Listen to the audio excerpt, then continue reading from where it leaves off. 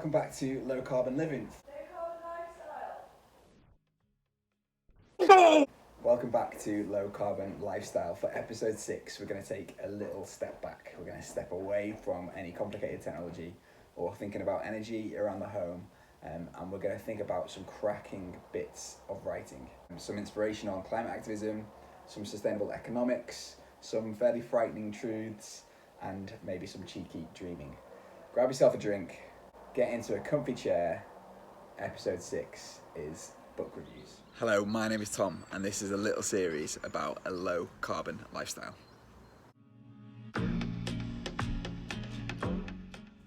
Sometimes this whole sustainable living can feel well intimidating, whether it's thinking you need to buy an electric car or install solar panels on your roof. The majority of us can't do that overnight. We can't do that straight away. Or it looks like completely changing the way you live, living off the land or turning vegan overnight, both of which are fantastic things. But for this mini series, we're going to talk through how each of us can lower our emissions in everyday life and what that might look like.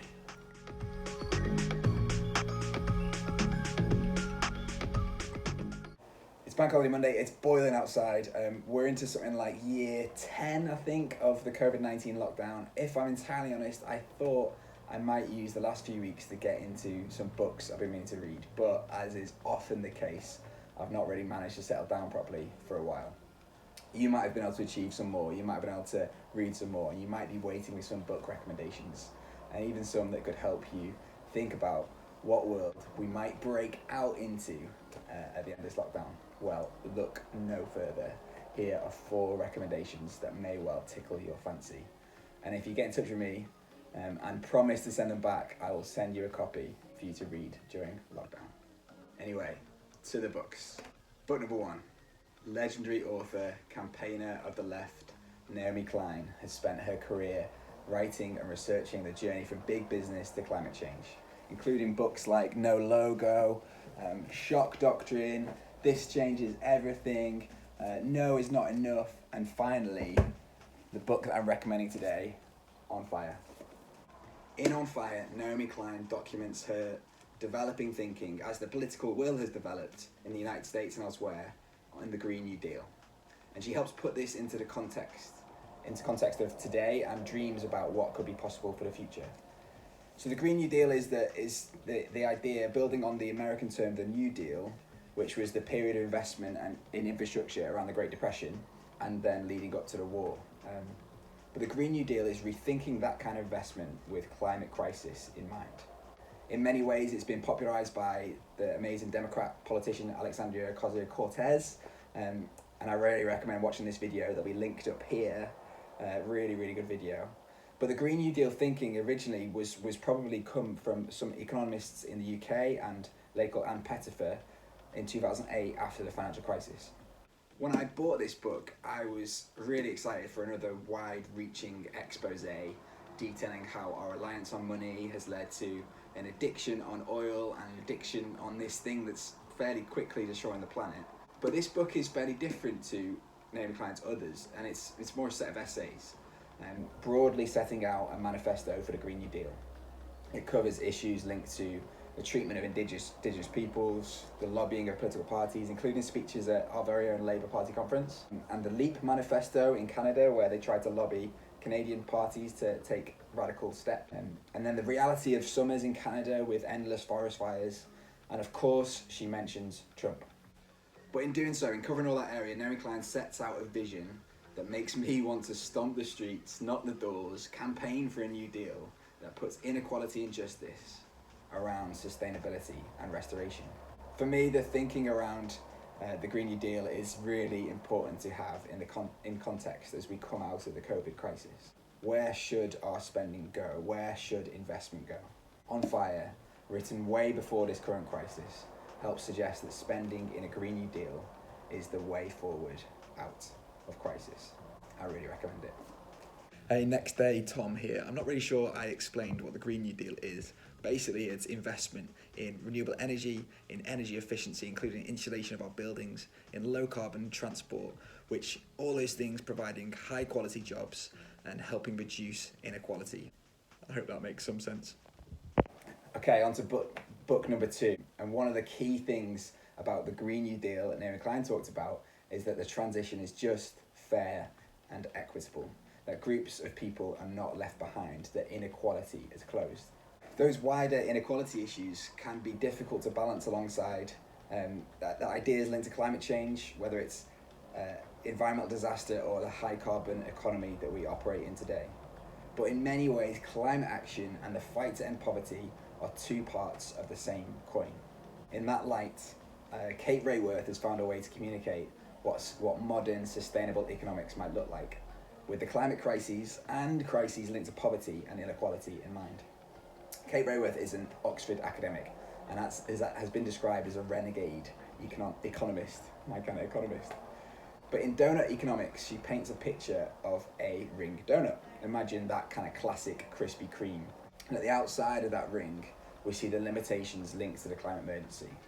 Things like water use, biodiversity loss, land use change, ozone depletion, and of course, climate change. The outer shell of the donut sets the upper limit for all these things. The limit in what we do, in the ways we live, in the ways we move, play, love, grow. It sets the environmental ceiling before we get into crisis. Before the ceiling that means we can't go any further. But in order to do those things, in order to live, move, play, love, and grow, we need to use some stuff. We need to use something. We need to use some resources to give us a sustainable life. We need some energy, for example, to heat homes, to harvest food, to process water, to do those basic things we need to survive. And Kate Raworth suggests that these things the basic things to survive involve income, education, health, gender equality, social equity, as well as jobs, food, water, and energy. And she calls this the social foundation, the minimum we need in each of these spheres in order for us to survive and thrive. And this bit in between the upper limit and the lower limit, this sweet spot between the environmental ceiling and the minimums of social foundation, makes the donut, that sweet, sugary donut. And this book, Donut Economics, explains this in detail, looking at a breadth of scenarios, grading where we are, where we're up to globally, and setting out a path to a sustainable, and that's sustainable in every sense of the word, a sustainable economy.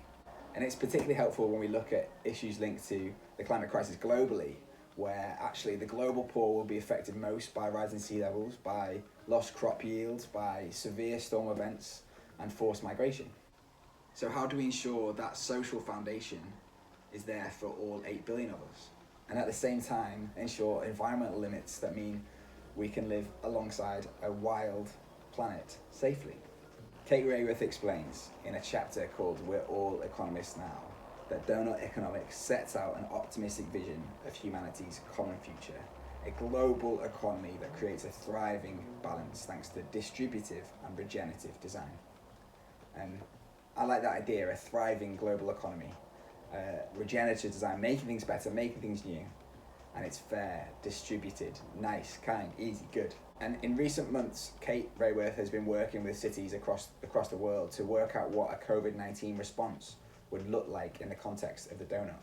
And if you Google Amsterdam and donut economics, you'll see loads on that. So for me, this is the best, only renegade economics book that I've read. And I would recommend it to you, and I'd recommend it to help shape how you see the world. Kate Raworth, Donut Economics. Book number 3. I'm someone that lives in a dreamland of hope and optimism. And this climate stuff is hard, it's a challenge, but for me it's an exciting challenge. It's a challenge I want to spend my life and my career working on. Shaping a clean economy, building a future of fresh air, cheap energy, high quality homes, active lives with global justice.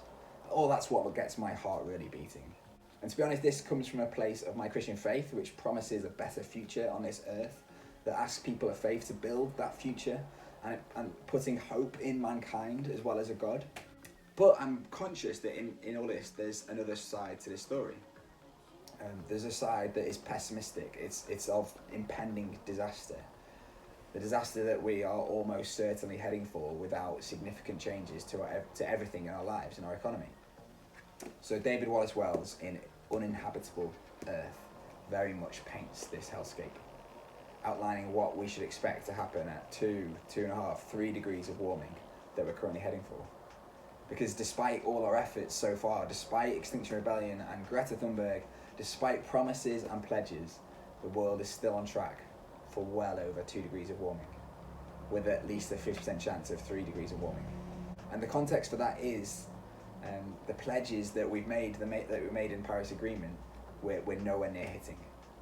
So this book is prophetic for what we might expect for the next forever. Intense storms, rising sea levels, including higher storm surge, extreme weather events, melting glaciers, increased desertification, crop failure, global disaster. David Wallace-Wells frames the crisis in the slow drip of change, the fairy tale that lulls us into believing it might not be as bad as we think it is, before going on to explain just how bad it is. For me, the book is pretty bleak, with some vision for environmental grace, but more importantly, more hard truths that we really need to deal with. On how bad it all is, he talks about this. Whatever we do to stop warming, and however aggressively we act to protect ourselves from its ravages, we will have pulled the devastation of human life on Earth into view, close enough that we can clearly see what it would look like, and know with some degree of precision how it will punish our children and grandchildren. Close enough, in fact, that we are already beginning to feel its effects ourselves when we don't turn away. It's kind of brutal. So are we prepared for the conflict linked to water shortages, uninhabitable cities, and the possibility of mass movement of people? I recommend this book not as an enjoyable piece of writing, but as a wake-up call. A very serious voice in a noisy space. Read David Wallace-Wells and just start to understand how important all this stuff is. My final book review comes actually via a brilliant podcast, the podcast Outrage and Activism, which is an amazing insight into the thinking behind one of the most prominent diplomatic campaigners around, Christiana Figueres. And the podcast, as she, alongside some colleagues and friends, she interviews key people in the world of politics and climate activism. I really do recommend it. So Christiana Figueres, I'm saying that name wrong, I'm sure, was the Executive Secretary of the United Nations Framework Convention on Climate Change. And she was instrumental in bringing world leaders together during the Paris negotiations in 2015. So with that wealth of experience and that set of contacts in her phone book, you can imagine the wide range of people that Christiana would get hold of for interview. And the list that she's spoken to in the first year is pretty amazing. Episode 1 started with David Attenborough, and that was emotional. And it was followed by world leaders like Theresa May at the time and Kevin Rudd from Australia, and activists like Greta Thunberg and Bill McKibben, business people like Stella McCartney and Richard Branson, economists like Mark Carney and Joseph Stiglitz, musicians, politicians and decision makers from all around the world. It really, really is excellent content and a really excellent podcast. But that's the podcast. In the book, Christiana Figueres and Tom Rivett-Carnick, who's her co-host and long-term co-conspirator, work through a future we choose, explaining that in the lead up to the planned and now postponed climate action talks in Glasgow, that we have a choice. We actually have a choice to build a better society rather than see disaster. And we can see the disaster we may have made, and we can walk on with hope and conscious choice to build a better future. So throughout the book, we get a behind-the-scenes insight into what went on in the Paris negotiations, including a bomb scare, which I didn't know about, tense all-night disagreement, and ultimately a roadmap for a planetary future, and for a safe planetary future. This book is really accessible. It's hopeful, it's inspirational, and it's detailed. And I would say it's a really great place to start in learning more about climate change. At the end of the book, the authors set out a list of things that we could all do to begin seeing change. And that's action for today and tomorrow, for this week, for this month. And many actually are really challenging and helpful. I'll just read a couple out. So for today or tomorrow, think big. How do you most impact climate change? And what big things can you do to affect a regenerative future? For today or tomorrow, choose at least one day of the week to go meat-free and decide how soon you'll add more days to that commitment. For this month, start a conversation with someone who is not active on climate change, with a view towards understanding their stance and gently enlarging their awareness of the crisis from your perspective, or from their perspective. For this month, plant trees, as many as you can. Look for a local group doing tree planting. Get out there when you can, and when you can't, support others to do so. For this year, Be consistent. You may have changed your electricity supply to 100% renewable energy. You may have rethought your commute, changed your air travel habits, and altered your diet. And if you can sustain your effort for the first year, you stand a good chance of doing so every year. Recognise your accomplishment. And then, like longer term, it says by 2030, deliver on your plan to cut your emissions by more than half. Celebrate your achievement. That was one of the things I talked about in my first episode on Make It Count. What is your target? Are you counting how much emission you've got and how much you can reduce for the next 10 years? Again, by 2030, finance others to plant more trees as a symbol of the fact that you still have some way to go. Trees are good and the world needs more of them. I agree with that. By 2030, and this is an interesting one, ensure you have voted in line with the priorities in national and regional elections and been vocal about the fact that you've done so. By 2030, the ongoing continuous improvement, start the plan to reduce your emissions again by more than half over the following decade. By 2050, or before 2050, be at net zero emissions, having been part of the generation that shows a better future for all of us. Optimism can also be used as a very, very powerful tool of change, a theory of change, if you will, if you use optimism as the input into a challenge rather than as the result of a success. Okay, that's it, episode 6. Some book reviews and recommendations, hopefully to get you going on the journey of understanding climate change and understanding the activism that we may all need to be involved with. So far on the series, I've focused on what we could all do in our own homes and our own lives to reduce emissions. But actually thinking back over these set of books, it's clear how reliant we are on big central intervention to see change and get to 2050, or even to the end of the century with a world that is at least habitable. A lot of what is said, particularly by Christiana Figueres and Mary Klein, is asking us to organise, to vote, to bring about political change.